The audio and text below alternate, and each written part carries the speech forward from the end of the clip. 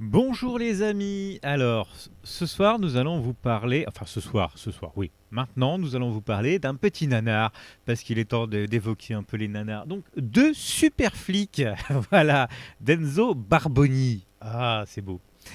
C'est un peu comme, et si on prenait deux types qui n'ont rien à faire dans la police et qu'on les mettait dans la police.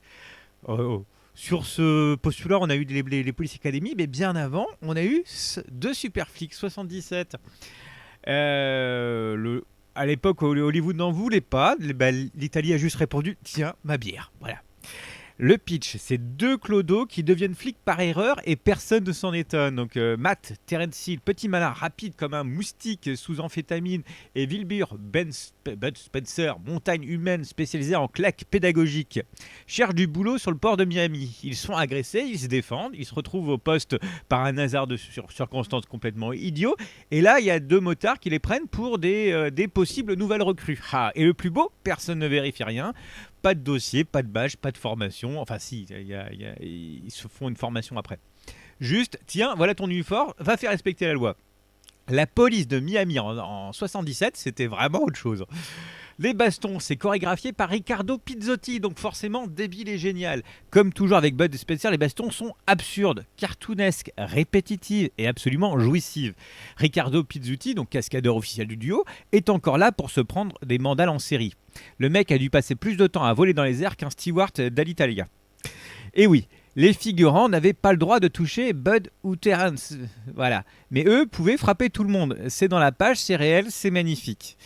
Voilà, c'est une autre époque. L'humour, c'est du burlesque, du slapstick et zéro neurone requis. Le film, c'est 109 minutes de Bud qui grogne, Terence qui sourit, des méchants qui volent, des motos qui tombent, des uniformes trop petits, surtout pour Bud, et des dialogues écrits sur un coin de table. Et pourtant, ça marche.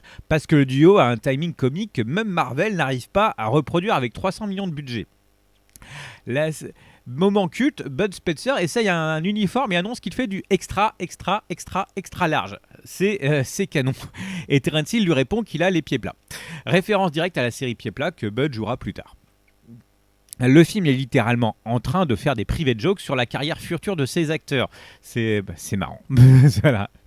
Donc, deux erreurs officielles listées, une scène censée se dérouler de nuit mais filmée en plein jour, et une chinoise qui parle de samouraï, donc japonais, pendant que son oncle parle vietnamien. C'est du chaos culturel, c'est du grand n'importe quoi, c'est du cinéma italien des années 70, et on applaudit. Les méchants, c'est des caricatures sur pattes. Fred Klein alias Curly est un méchant tellement cliché qu'on dirait à un personnage de BD oublié.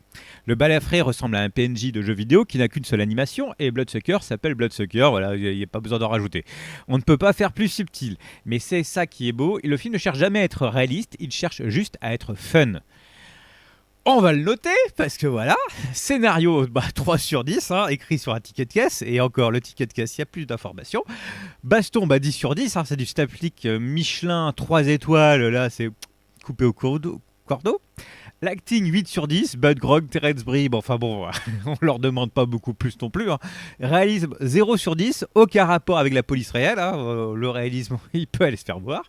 Le fun, on est sur du 11 sur 10 parce qu'on rit comme des idiots, voilà. Et Nanar Power, c'est vraiment 9 sur 10, c'est du nanar de luxe.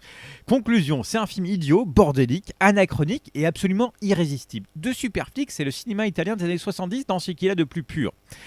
Pas de logique, pas de finesse, pas de réalisme, mais du rythme, du charme et un duo qui fonctionne mieux que 90% des buddy movies modernes. C'est un film qui ne se prend jamais au sérieux et c'est pour ça qu'on l'aime. Voilà.